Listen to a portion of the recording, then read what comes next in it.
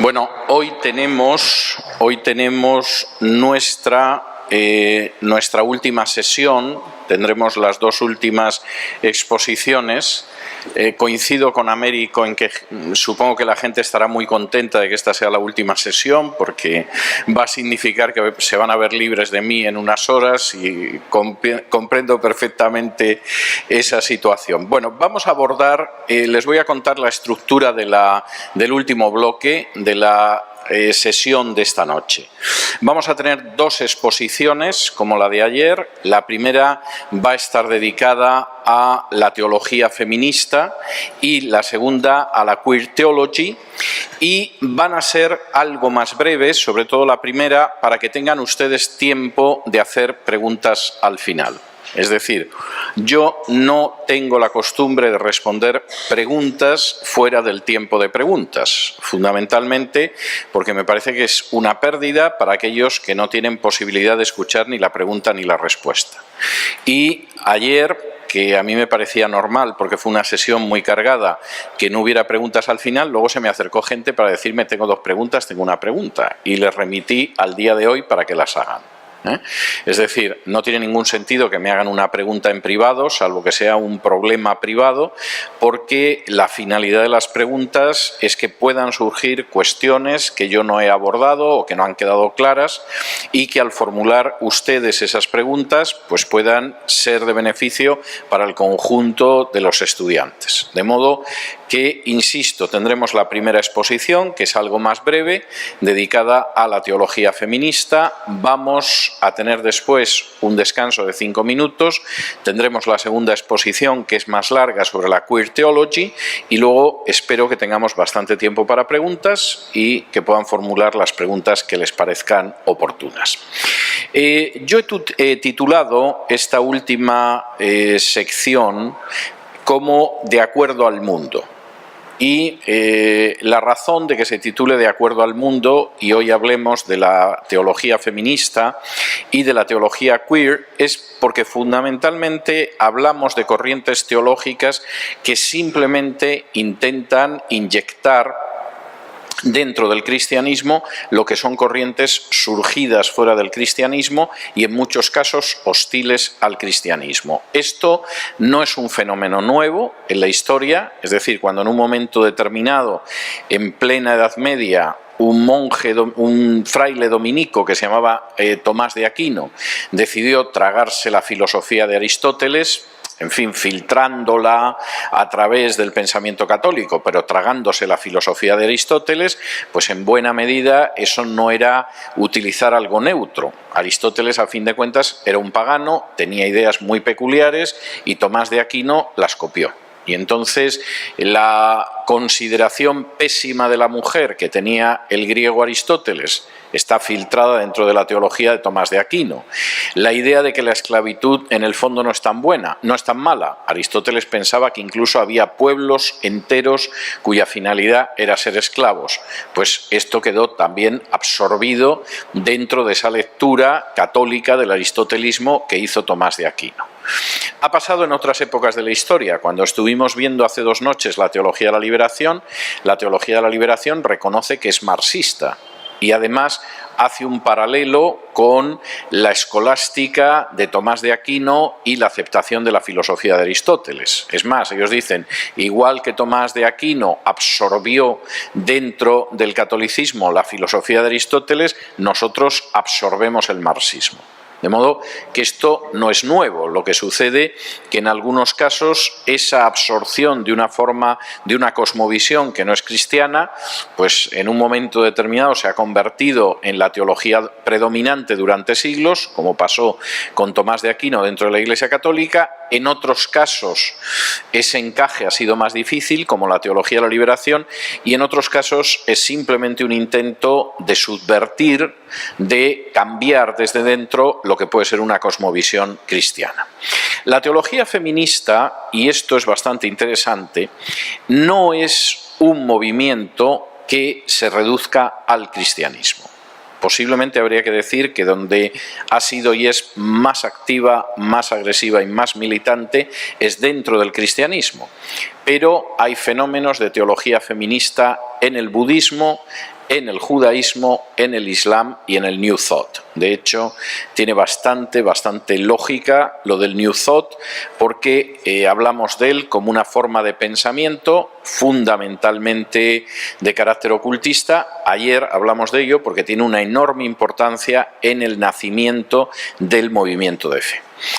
Hay una serie de circunstancias que son enormemente importantes dentro de esa teología feminista. Teóricamente, la teología feminista tendría 4 objetivos, que en sí los 4 objetivos no me parecen necesariamente negativos, el desarrollo posterior es otra cuestión. El primer objetivo sería ampliar el papel de las mujeres entre las autoridades religiosas, objetivo, insisto, que en sí no me parece mal, cuestión aparte es lo que eso ha significado después en la práctica. El segundo objetivo implicaría interpretar de nuevo toda la visión de Dios de manera masculina. Aquí pisamos un terreno más resbaladizo, pero hablaré después de ello. En tercer lugar, la finalidad de la teología feminista sería determinar el papel de la mujer en relación con el trabajo y con la maternidad. De nuevo es algo que no me parece mal, pero la manera en que esto se ha implementado ya es otro cantar. Y por último, el último objetivo sería estudiar el papel de las mujeres en los textos religiosos. En conjunto, los 4 objetivos de la teología feminista, insisto, bueno, me parecen hasta relativamente neutros, incluso según el enfoque podrían ser positivos, pero lo cierto es que luego la teología feminista no ha sido tan positiva. Primero, porque la teología feminista insiste mucho en cómo hacemos la teología y, por regla general, la manera en que se supone que hacemos teología es a través de la experiencia personal. Los que me han oído en distintas ocasiones desde la semana pasada saben que yo siento una cierta desconfianza hacia la experiencia personal. Yo no niego la experiencia personal, creo que la experiencia personal es importante, creo que además es la base del testimonio, pero lo que no creo es que podamos determinar la verdad sobre la base de la experiencia personal.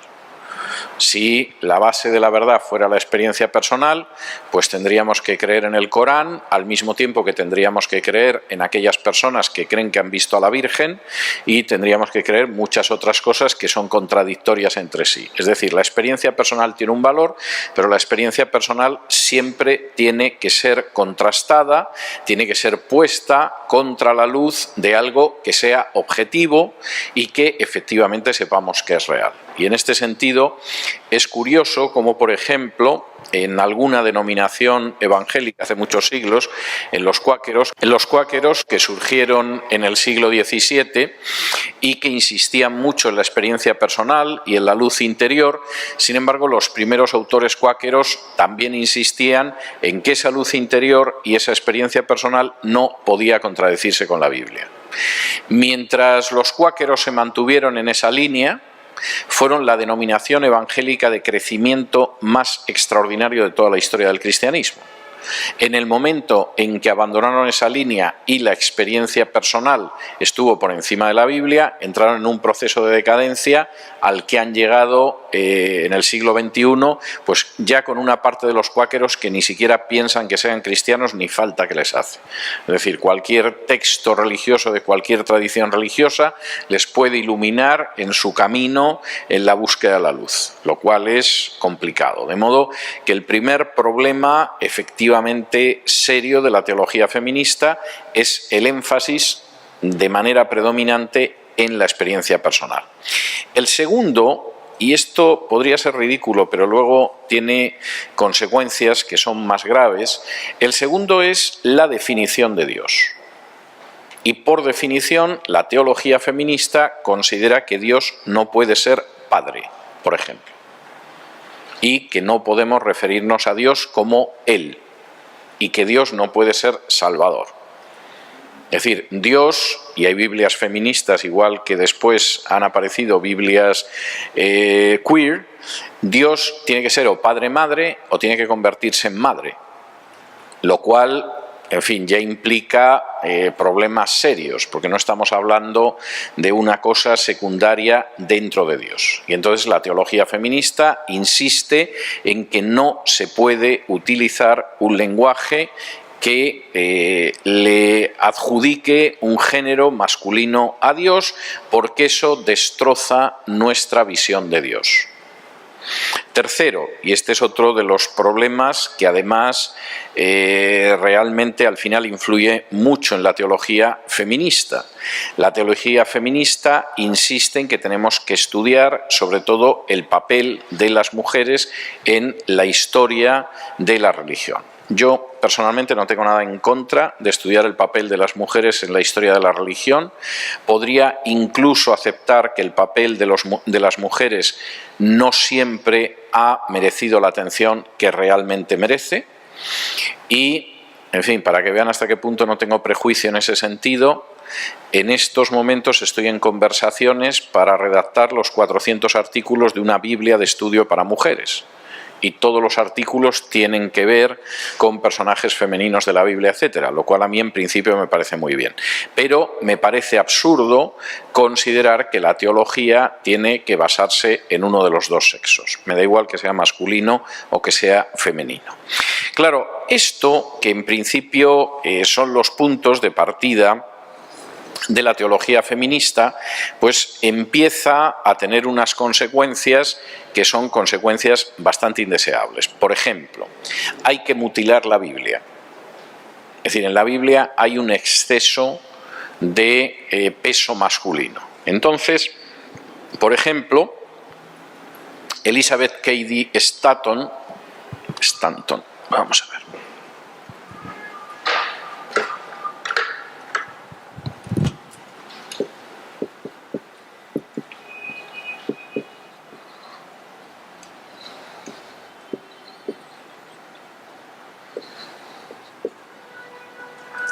Publicó una edición de la Biblia que se llama Woman's Bible, es decir, la Biblia de la mujer, en la que con toda la tranquilidad del mundo se permitió quitar todos los pasajes que le parecía que no eran feministas. Con lo cual ya pueden ustedes imaginarse que pasajes donde se hable, por ejemplo, de que las esposas deben sujetarse a sus maridos, etcétera, etcétera, desaparecían. Por ejemplo, por sistema, o pasajes en los que no le gustaba lo que aparecía sobre las mujeres, y esto ya era más discutible, es decir, pues, ¿por qué la Biblia tiene que contar que Jefté sacrificó a su hija? Eso es indigno, y por si alguien se lo toma como ejemplo, pues evidentemente este es otro pasaje que sacamos. Podemos quitar también, por ejemplo, la historia de Agar, porque a qué venía que en un momento determinado Abraham pues decidiera escuchar a Sara y tener un hijo con una esclava. Esto lo quitamos. Claro, como empiecen ustedes a quitar páginas de la Biblia según lo que les gusta o no les gusta, lo que les aburre o no les aburre, al final eso acaba convertido en un folleto. O sea, esto es claro. Y si alguna vez, aunque sea en plan de divertirse un rato, empiezan ustedes a ir en esa dirección, pues van a ver lo que les queda de la Biblia. Esto tiene como consecuencia que la configuración de la Biblia feminista y de la teología feminista es tremenda. Es decir, uno empieza criticando el pasado y hace desaparecer el pasado. El pasado es algo que, como decía Lincoln, de la historia, nos puede gustar más o menos, pero no podemos librarnos de él. Es decir, a ustedes les puede gustar más o menos que Pizarro llegara aquí hace siglos y sometiera con engaños y con astucia al rey de los incas y acabara con el imperio inca. Les puede resultar muy desagradable, pero no lo van a poder evitar. Es decir, ustedes no pueden regresar en el tiempo y conseguir que el Inca Atahualpa se imponga sobre los españoles. Y a mí me puede gustar muy poco que triunfaran los bolcheviques en 1917 en Rusia, pero no puedo cambiar el pasado. Es decir, me guste o no, fue así. Y lo más que puedo intentar es extraer las lecciones del pasado. Por cierto, algo muy propio de la Biblia, donde continuamente hay referencias al pasado, para del pasado, que muchas veces no es agradable, aprender las lecciones. La teología feminista lo que decide es que empieza con una crítica del pasado y suprime el pasado. A mí el pasado no me va a imponer nada, ¿eh? Y si Sara llamaba Señor Abraham, peor para ella. O sea, yo de ahí no voy a sacar ninguna consecuencia positiva. Segundo, como en última instancia el pasado no me gusta, tengo que buscar alternativas, estén en la Biblia o fuera de la Biblia, que sostengan mis puntos de vista feministas. Y entonces esto significa que yo puedo mutilar la Biblia, pero puedo buscar en otras tradiciones espirituales algo que me parezca más interesante. Tercero, lo que aparece en la Biblia, lógicamente lo voy a revisar y voy a ver lo que queda del cristianismo de la Biblia que encaje. Y por supuesto, todo esto está absolutamente justificado sobre la base de mi experiencia. Yo no me siento bien con lo que aparece en la Biblia en relación con las mujeres. Hay alguna cosa que sí, ¿eh? Por ejemplo, cuando Débora se convierte en la profetisa al frente del pueblo de Israel, eso me gusta. Que en un momento determinado María se quede embarazada porque sí, eso no me gusta. Es más, dentro de que la historia de María no me termina de gustar, pues hay alguna teóloga feminista, como Schiller Fiorenza, que sostiene que, por ejemplo, no es que María quedara encinta por obra del Espíritu Santo, sino que la violaron y entonces se quedó embarazada. Y ya en fin, alguien intentó decirle a José, oye, no te preocupes, María de todas formas lo que trae es algo que viene de Dios. Claro, cuando uno se acerca al texto bíblico y lo trata con tan poco respeto, y no me gustan muchas implicaciones del texto bíblico y lo voy a sustituir por aquello que me gusta más, y además si existe algún tipo de tradición espiritual que me resulta más agradable, voy a utilizar esa tradición espiritual para corregir un texto bíblico que muchas veces me desagrada, se llega a unas consecuencias tremendas. Por ejemplo, a la aceptación de la gran diosa. Y entonces la teología feminista, que en un primer momento supuestamente va a intentar releer lo que aparece en la Biblia para ver si la hemos leído mal, y la hemos leído además despreciando a las mujeres, de pronto llega a la conclusión de que eso de un Dios y un Dios que es Padre es inaceptable. Es mucho más aceptable la idea de una gran diosa o de una madre tierra o de una madre naturaleza que existe en otras culturas como la Inca, la Siria, la Babilonia o la India. Y efectivamente esto es muy común precisamente en obras de historiadoras feministas. Como de nuevo la sensación de la experiencia es algo que tiene muchísimo valor, pues claro, esto hace que algunas de las teólogas digan que se sientan mucho más cómodas orando a la diosa madre que orando al Dios Padre. No es la experiencia de la mayoría de las cristianas a lo largo de la historia, afortunadamente, pero sí de algunas feministas. Por ejemplo, uno de los ensayos de teología feminista que es más curioso es un ensayo de una teóloga que se llama Carol P. Christ, que escribió un libro que se llama Why Women Need the Goddess, es decir, ¿por qué las mujeres necesitan a la diosa? Y su conclusión es que efectivamente la idea de una diosa suprema es muchísimo más importante que la idea de un dios. Y de hecho luego ha desarrollado ese ensayo en una serie de obras, como por ejemplo una que se llama Tejiendo las visiones, nuevos patrones de espiritualidad feminista, etcétera, etcétera, donde ella sostiene que es que finalmente no nos engañemos. Ninguna mujer que sea feminista y que tenga la cabeza por encima de los hombros puede aceptar la idea de un Dios que efectivamente sea masculino. Como esto además está muy vinculado, y esto es muy importante, a el pensamiento del New Thought, del que hablamos ayer, ya les comentaba ayer que muchas de las formas de pensamiento del movimiento de fe en realidad no son nada más que el New Thought con unos versículos espolvoreados por encima. En el caso de la teología feminista sucede igual, pero es que además en el caso de la teología feminista muchas de las pensadoras del New Thought eran mujeres, es decir, desde 1880 en adelante buena parte de los teólogos del New Thought han sido mujeres. No en el movimiento de fe, pero curiosamente el movimiento de fe tampoco anda muy escaso de líderes femeninos en ese sentido. Y esto no solamente se da en el cristianismo, sino que pasa a otras confesiones. Por ejemplo, es impresionante el peso de la teología feminista en el judaísmo.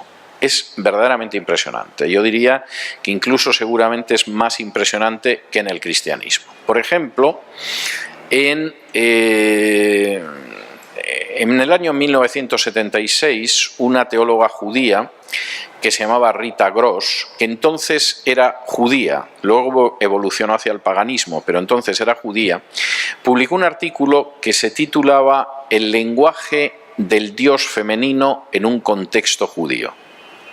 Y empezaba señalando que lo primero que tenía que hacer la teología feminista era sacar al Dios masculino del lenguaje femenino. Es decir, yo no me siento cómoda en absoluto con la idea de un Dios al que se le llama él. Además, en hebreo el tú es distinto según sea masculino o femenino. El tú masculino es atá, el tú femenino es at, y entonces yo no me encuentro a gusto llamándole a Dios atá. Esto ha llegado hasta tal punto que, por ejemplo, los judíos que utilizan un libro de oración, que es el libro que se utiliza habitualmente en las sinagogas, el Sidur, finalmente existe también un Sidur de carácter feminista, el Sidur Nashim, que sería el Sidur para mujeres, donde Dios aparece como un ser femenino. Y generalmente el argumento que se ha dado, esto se publicó en el año 76 por dos teólogas feministas judías, que eran Naomi Janowitz y Margaret Wenig, y insistían en el hecho de que efectivamente se sentían mucho mejor hablando con un Dios, describo, que tiene un cuerpo de mujer con útero y con pechos, de lo que se sentían dirigiéndose a un Dios que supuestamente era masculino. Quisiera aclarar que, por supuesto, en la Biblia en ningún momento se dice que Dios tenga sexo masculino o cuerpo masculino o cosa parecida. Pero en el caso de estas mujeres era bastante claro que se sentían más cómodas ante la idea de inclinarse ante un Dios con cuerpo de mujer, con útero y con pechos. Lo cual, dicho sea de paso, no es difícil ver que tiene mucho que ver con el paganismo del culto a las diosas. En el año 1990, Margaret Wenig, que era rabina en aquel entonces, escribió un artículo que además se ha republicado una y otra vez, que se titula Dios es una mujer y está haciéndose vieja. Lo cual, en fin, es para opinar sobre ello. Es realmente un libro que se reedita cada 2 por 3 y que, por supuesto, ha servido de base para predicaciones en sinagogas pues desde los años 90 hasta la actualidad. No todo el mundo dentro del judaísmo acepta esto. Por supuesto, para los judíos ortodoxos esto es una aberración. Para buena parte de los judíos reformados es relativamente aceptable, pero en el año 2015, es decir, en términos históricos hace un par de horas, el libro de los judíos reformados para los días sagrados ya incluyeron referencias a Dios como Padre amoroso y Madre compasiva.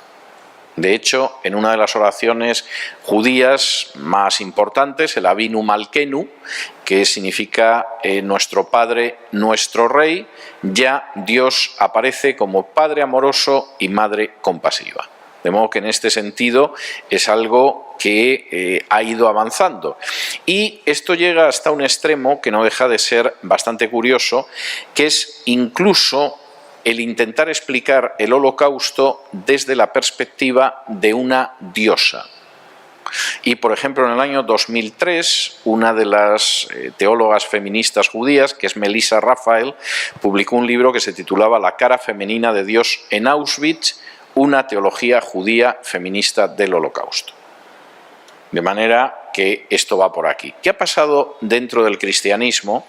Me parecía importante contarles lo del judaísmo, pero ¿qué ha pasado dentro del cristianismo? Bueno, en términos generales, las teólogas feministas dentro del cristianismo, entendiendo como cristianismo, en fin, casi todo lo que se pueda entender por cristianismo, aunque no lo sea, han ido cada vez de mal en peor. Es decir, inicialmente la idea era ver si se podía estudiar el papel de la mujer y llegar a la conclusión de que posiblemente la mujer no ha sido especialmente estimada o justamente estimada dentro de las iglesias, para luego pasar hacia otra serie de batallas que son bastante definitorias. Por ejemplo, el derecho al aborto. Es decir, no hay ninguna teóloga feminista que no sea partidaria del aborto. Y además del aborto considerado como un derecho y el aborto definido dentro de la manipulación del lenguaje de la ideología de género como un derecho reproductivo. A mí esto me parece un sarcasmo y una burla, porque precisamente una acción que lo que acaba es con el fruto de la reproducción, a eso se le llama un derecho reproductivo, pues supongo que el homicidio seguramente debe ser un derecho vital, o sea, siguiendo la misma regla. Pero lo cierto es que una de las batallas seguidas en términos generales por todas las teólogas feministas es la defensa del aborto.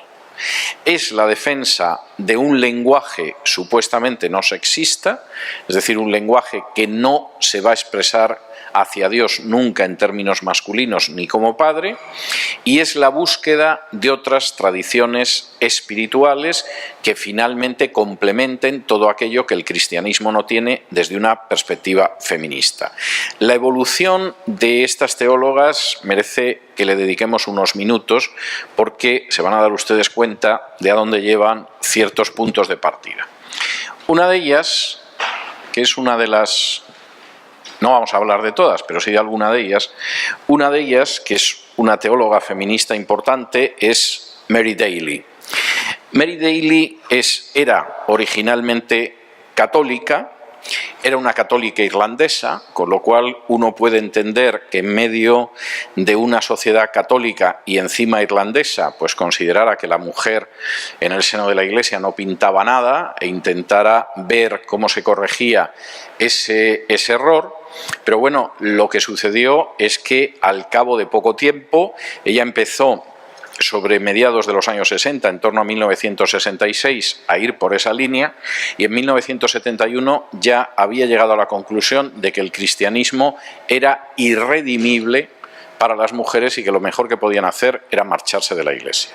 En el año 1971 ella pronuncia un discurso en la Capilla Memorial de Harvard que fue histórico, porque era la primera mujer que iba a predicar en la Capilla Memorial de Harvard.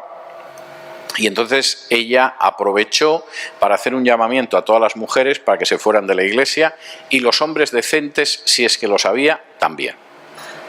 Y cuando, después de acabar la predicación y hacer este llamamiento, ella salió como diciendo que ella era la primera que se iba, pues hubo varias que efectivamente la siguieron, lo cual fue el momento de ruptura. ¿Dónde está Mary Daly? En el paganismo. Es decir, finalmente ha encontrado a la diosa madre, que parece ser que le satisface mucho más que la Iglesia Católica. No sé por qué necesita el paganismo para adorar una diosa madre, porque en la Iglesia Católica ya tiene la mariolatría, y si se hubiera puesto a pensar, se hubiera dado cuenta de que no tenía que irse tan lejos. Pero bueno, Mary Daly se lo tomó muy en serio y efectivamente acabó en esa situación. Otro caso es el de Rosemary Ruder,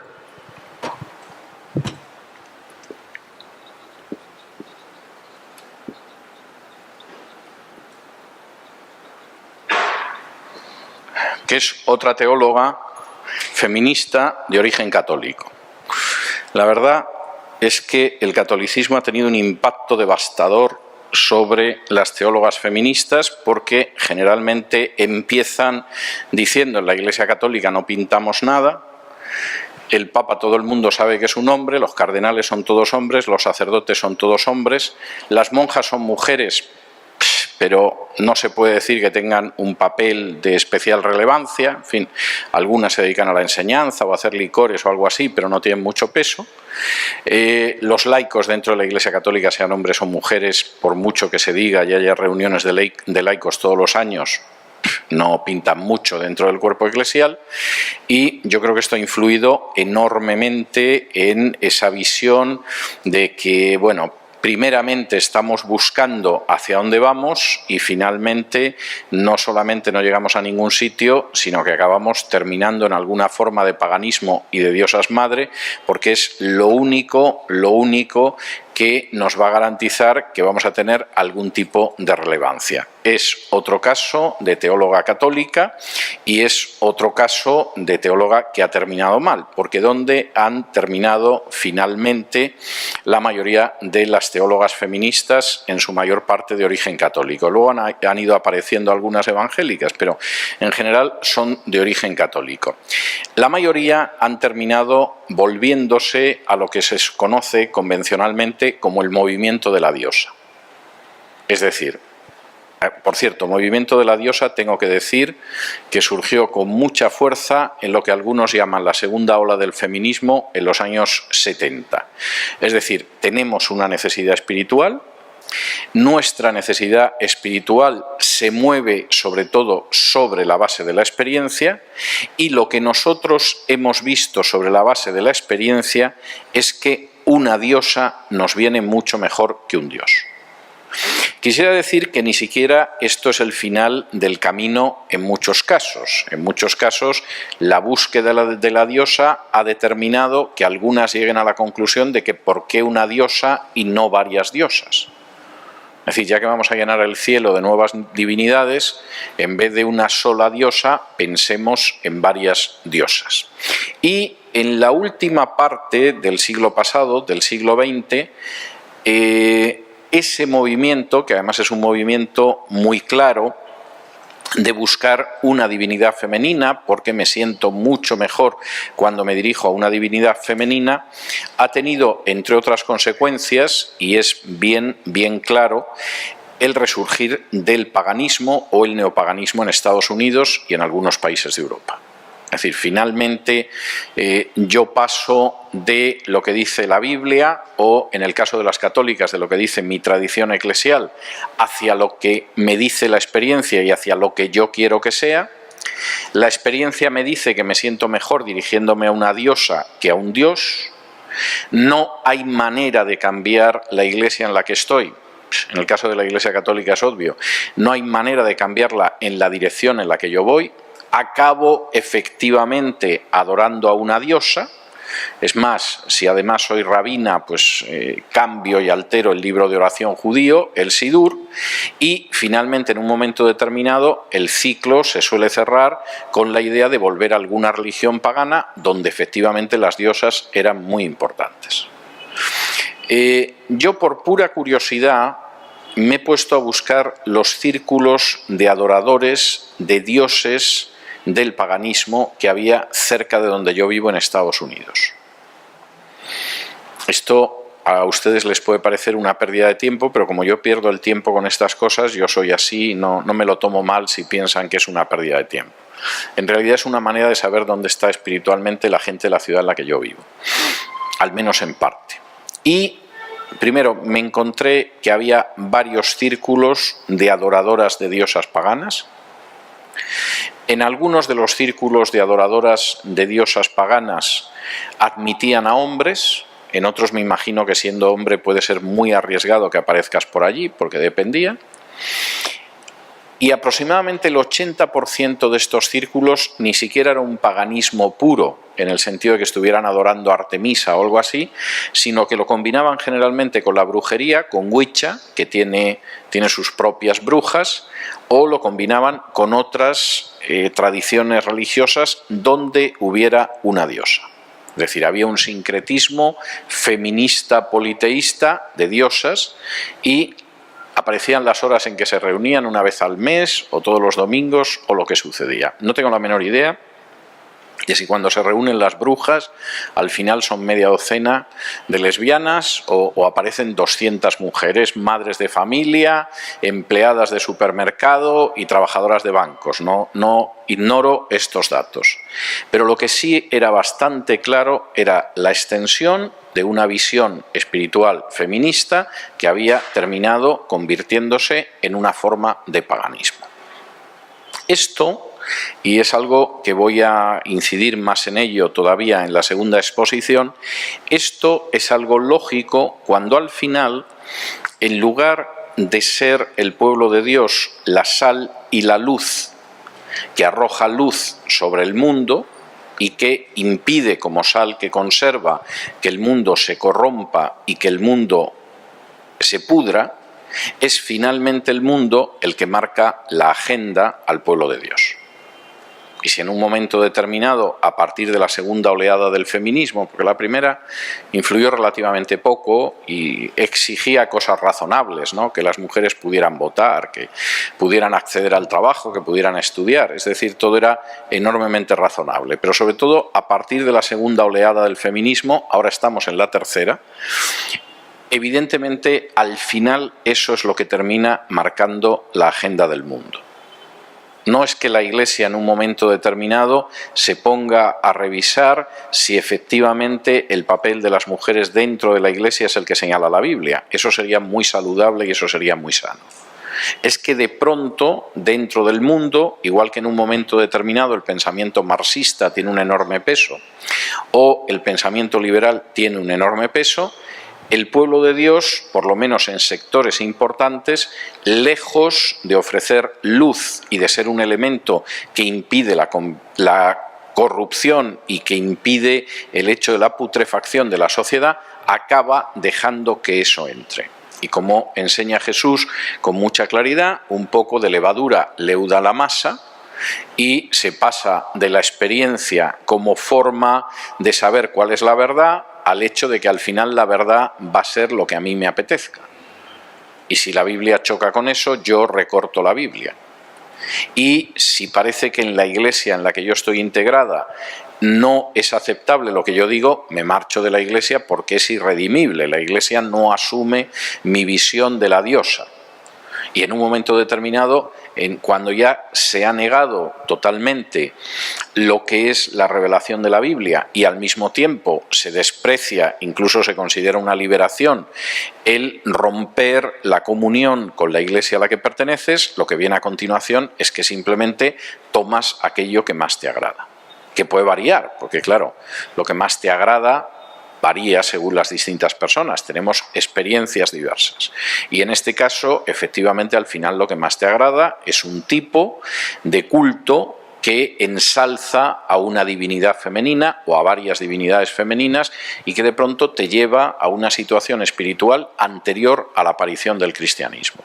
Y por cierto, en la Biblia lo mismo aparece Diana de los Efesios o Artemisa de los Efesios, que aparecen otras diosas como las aseras contra las que clamaban los profetas, etcétera, etcétera. Con lo cual, al final no se produce un avance, curiosamente se produce un retroceso de más de 2000 años hacia los cultos de carácter femenino que aparecen, por ejemplo, en el paganismo que retrata la Biblia. Me voy a quedar aquí, pero les doy 5 minutos si quieren hacer alguna pregunta sobre esta exposición y luego vamos a tener 5 minutos de descanso y pasamos a la siguiente, antes de la tanda final de preguntas. ¿Alguna pregunta o están ustedes tan abrumados? Sí, dime, Misael. Bueno, las últimas declaraciones que yo he escuchado de algunas dirigentes feministas en Europa, estoy hablando de hace un par de meses, es que tenemos que buscar el exterminio de los varones. Literalmente. No quiero pensar la que se armaría si de pronto sale uno y dice que lo que tenemos que buscar es el exterminio de las mujeres, o sea, lo crucifican antes de llegar a la puerta de casa. Pero ya ha aparecido alguna de estas mujeres diciendo que la meta al final debería ser una sociedad sin varones, porque los varones, como todo el mundo sabe, no piensan nada más que la destrucción del género humano y deberíamos de pensar en una sociedad de ese tipo. La pregunta que inmediatamente se plantea es ¿y cómo piensan ustedes seguir existiendo como especie? Pues porque siempre puede haber esperma congelado. No sé lo que esto puede durar en el tiempo y en el espacio, ¿no? No sé si nacían niños, a los niños les quitarían el esperma y después lo sacrificarían como lo sacrificaban a Moloch, o qué harían. Esto lo ignoro. Pero quiero decir, puestos a pensar lo peor, ya ha habido gente que tiene una visión de un genocidio masculino establecida claramente, lo enseña y lo proclama. Vamos a ver, yo creo que hay varias posibilidades. Una posibilidad es que efectivamente la naturaleza haga su papel y la mayoría de las mujeres se dé cuenta de que esto es un desatino. Y que efectivamente la mujer como el hombre no están creados para odiarse mutuamente, sino para complementarse. Y que el hombre y la mujer forman el género humano. Esto es tan natural que tener que explicarlo me da vergüenza. Pero desgraciadamente hemos llegado a una situación en la sociedad en que tienes que explicarlo, porque vivimos de manera cada vez más creciente en la guerra de sexos. Y la segunda y la tercera oleada del feminismo han sido la guerra de sexos absolutamente desatada. Si seguimos en esa situación, bueno, vamos a vivir verdaderamente momentos de locura colectiva, trágicos.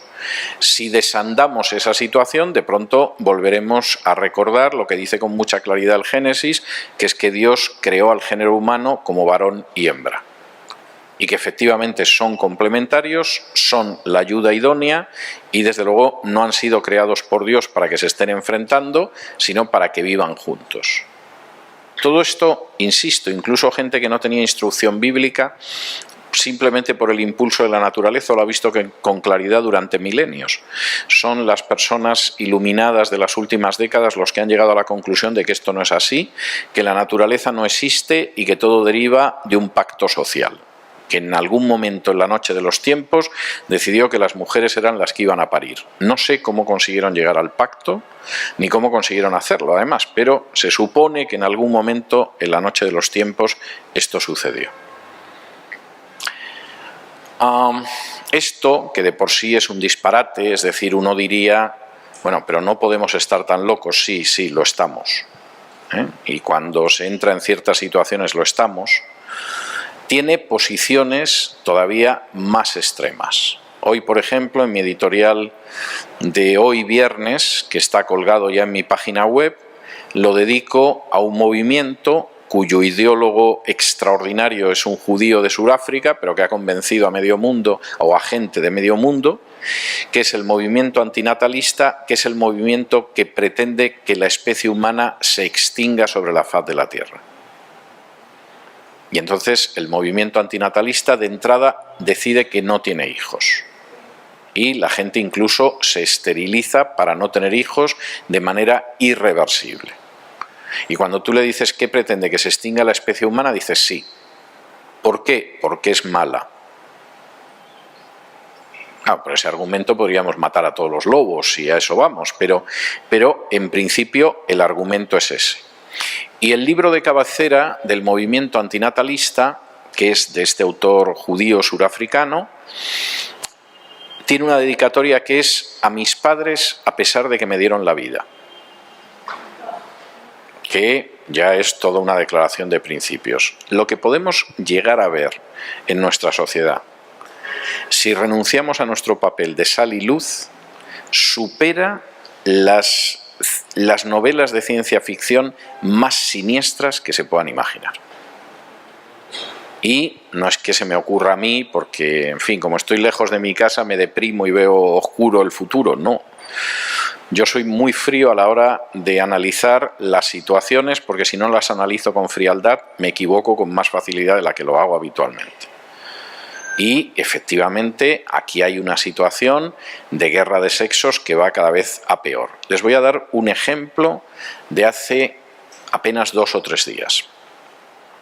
Como de pronto se ha organizado un movimiento en Estados Unidos que se llama Me Too, que como todas las cosas que surgen de Estados Unidos se replica como si fuera un virus en otras partes del mundo, y de pronto, salvo alguna muestra de sensatez, como un grupo de francesas muy prestigiosas que firmaron un documento diciendo que las de Me Too estaban locas perdidas, y estaba la actriz Catherine Deneuve, y luego se sumó la actriz Brigitte Bardot, y había francesas de mucho prestigio además, diciendo que eso era un disparate y diciendo que no se podía perseguir así a los hombres y que tú no puedes confundir la galantería con el acoso y cosas de este tipo. Bueno, como realmente no sabes lo que va a suceder, y en algunos lugares ya existen las supuestas leyes contra la violencia de género que presuponen que los hombres son culpables, salvo que demuestren lo contrario, en Estados Unidos ya hay ejecutivos de grandes empresas que se niegan a viajar con una mujer. Entonces ya de pronto te llega el ejecutivo de Apple o de Google o lo que sea y dice, mire, si a mí me va a mandar a negociar con los japoneses un contrato, conmigo viene un hombre. No, pero es que queremos mandar a esta señora no me la manden.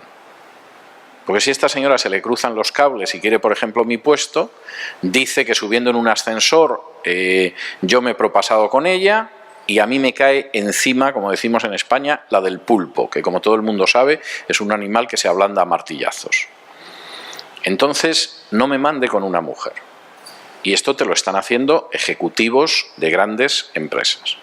No me mande usted con una mujer, pues me puede pasar cualquier cosa. A mí si me manda a algún sitio, me manda usted con otro señor. De modo que las consecuencias al final de lo que parece simple estupidez son terribles. Para terminar de arreglar, noticia de esta mañana. Aunque esté en Perú enseñando por las tardes, yo sigo leyendo la prensa mundial todos los días. Noticia de esta mañana. Una de las defensoras del Me Too y de la persecución de los varones que son culpables, salvo que se demuestre lo contrario, que es una congresista de California, acaba de ser acusada de acoso sexual por 2 hombres, que ya han contado cómo en un caso, en el curso de un meeting, se sentó al lado de uno y empezó a sobarle donde no debería sobarlo, y otro que era más joven que ella es bastante poco agraciada, también tengo que decirlo, no sé si esto necesariamente significa que se lanzaba sobre cualquier hombre más joven que se le ponía mano, pero es así, y otro en un ascensor le hizo exactamente lo mismo y los 2 se la quitaron de encima. Entonces, claro, ahora que ha salido toda la historia del Me Too, pues empiezan a aparecer hombres que también son Me Too, porque se me echó encima un homosexual, o se me ha echado encima la congresista esta que tiene el descaro de hablar de que repudia el acoso sexual y ella es una acosadora. Entonces, vamos a ver, se está creando un caldo de cultivo social que es muy destructivo. O sea, si al final la sexualidad natural es un disparate, la familia es un infierno terrible del que hay que escaparse y que hay que destruir, e incluso las relaciones entre hombres y mujeres ya fuera de la familia, de la sexualidad natural, hay que aniquilarlas, es decir, aquí somos bandos enfrentados y por supuesto uno tiene que machacar al otro. Bueno, pues que cada uno se haga una idea de la sociedad a la que vamos a llegar. Porque esto tiene luego unas consecuencias dentro de la estabilidad social que son verdaderamente pavorosas. Por ejemplo, hace cosa de un trimestre se publicó en Estados Unidos un informe sobre el papel de los padres, del padre varón en la familia. Yo le dediqué una intervención en televisión, creo incluso que hice un editorial uno de los días del programa de radio sobre el tema. Y el informe decía, bueno, siempre hemos sido conscientes de que el papel de la madre es muy importante en la familia. ¿Qué pasa cuando en una familia finalmente se ha expulsado al padre, se ha prescindido del padre, o tienes un padre maniatado porque la madre y los hijos se han puesto de acuerdo en no hacerle ningún caso? Pues tienes como 8 veces más posibilidades de que los hijos se suiciden, que si el padre es un padre que ejerce su autoridad. Tienes como unas 6 veces más posibilidades de que los hijos acaben alcohólicos o toxicómanos. Tienes como unas 5 veces más posibilidades de que acaben en prisión y sean delincuentes, etcétera, etcétera. De modo que si destruye usted el papel del padre varón en la familia, que la sociedad va a cosechar unos frutos tremendos. Y siga diciendo que el aborto es un derecho de la mujer, y ser un feto va a ser un deporte de riesgo, porque efectivamente ya en algunas sociedades como aproximadamente 1/3 de los fetos son abortados, porque efectivamente es el ejercicio sagrado de un derecho de la mujer. De modo que, vamos a ver, la combinación de todos estos factores son los de una sociedad que se suicida. Y además se suicida de acuerdo a una agenda. Si la Iglesia es sal y luz, y efectivamente ilumina en medio de las tinieblas, la gente podrá ver que está en las tinieblas y dónde se cae. Si la Iglesia es sal, evitará, que es lo que significa el símbolo de la sal, que se corrompa y se pudra esa sociedad. Pero si no lo hace, la sociedad cada vez andará en unas tinieblas más oscuras y más negras. Y si no sale del salero, porque se está muy bien dentro del salero, que son las 4 paredes de la Iglesia, no va a vivir más tranquila. Porque cuando en una sociedad que se corrompe y se pudre de manera creciente, no hay una sal que impide ese proceso de corrupción y de putrefacción, la sal que no se emplea y ha perdido su sabor, se arroja al suelo y la gente la pisotea. Y yo he vivido esa experiencia en mi país de origen. Cuando en un momento determinado empezaron a aparecer las primeras leyes de ideología de género, y de manera escandalosamente mayoritaria, los evangélicos decidieron no mover un dedo, porque querían vivir tranquilos dentro de sus iglesias. Y ahora, más de 10 años después, cuando aparecen las leyes en las que si no te arrodillas ante la ideología de género puedes acabar en la cárcel, de pronto han empezado a asustarse. Pero es que aquello se veía venir hace 10 años, simplemente se cerraron los ojos para no verlo. Y muchas de las cosas en las que va discurriendo el feminismo ahora en la tercera ola y en lo que va a venir en la siguiente, se ve venir. Y si efectivamente la gente cierra los ojos, peor para ellos. Y por otro lado, para terminarlo de arreglar, el sujeto supuestamente beneficiado por el feminismo no es más feliz. Es decir, si los nazis hubieran conseguido exterminar a los judíos, seguramente se hubieran sentido felices de haber limpiado Europa de lo que consideraban que era una plaga. Si los comunistas hubieran conseguido acabar con el capitalismo, seguramente se hubieran sentido felices porque finalmente la historia había llegado a su final dichoso. Pero es que yo no conozco una feminista feliz. Es decir, alguna está muy contenta porque ha conseguido un cargo público no por mérito, sino porque es mujer y feminista. Otras están muy contentas porque son socias de una clínica abortista que produce muchos beneficios. Otras porque te han creado una asociación de violencia de género que recibe subsidios del Estado en España. Pero estoy por ver una mujer que sea feminista en este sentido y que sea feliz. Y sin embargo, conozco muchísimas mujeres a las que esta gente despreciaría como mujeres alienadas, estúpidas, no conscientes, etcétera, que han sido muy felices a lo largo de su vida haciendo lo que tenían que hacer. Y es así. Con lo cual, como elemento para sembrar la discordia social y la desgracia para empezar entre las mujeres, es ideal. Y una de las cosas que en los últimos tiempos que yo estuve en España me causaba más pesar y más dolor era encontrarme con amigas mías que eran feministas, pero ya habían llegado a una edad en la que determinadas decisiones eran equivocadas y no podían dar marcha atrás. Y entonces de pronto te llegaba una amiga toda la vida anti-hombre, anti-familia, anti-hijos, etcétera, y se te echaba a llorar diciendo que ya se le había pasado la edad de casarse. Y entonces le dices, pero bueno, si tú no quisiste nunca casarte. No, pero se me ha pasado la edad, estoy sola. Bien. Y la que te llegaba y te decía, yo ya no voy a poder tener hijos. Y alguna enloquecía intentando tener hijos como pudiera. Es decir, una de mis amigas, que era una política importante, después de estar en toda la batalla, de pronto un día se dio cuenta de que quería tener hijos, porque la maternidad es absolutamente natural en una mujer. Es muy excepcional que no sea así. Entonces, después de que había tenido cargos importantes, se da cuenta de que quiere tener niños, pero ya no estaba en una edad en la que sea fácil quedarte embarazada. No es igual quedarte embarazada con 18 años o con 25 que con 40 o 45. Y entonces empezó a someterse a terapias para quedar embarazada, que eran muy costosas. Y al cabo de 2 años y pico tuvo que renunciar porque ni con eso conseguían que se quedara embarazada. Entonces, ahora, a medida que pasan los años, está sola, no tiene el hijo que de pronto decidió que quería tener, como la mayoría de las mujeres que quieren ser madres en algún momento de su vida, la inmensa mayoría, y ha perdido su vida haciendo el tonto, voceando una serie de consignas, que en fin, sigue voceándolas porque tiene que seguir viviendo de la política, pero tengo muchas dudas de que siga creyendo en ellas. Estoy contando un par de casos, podría contar docenas.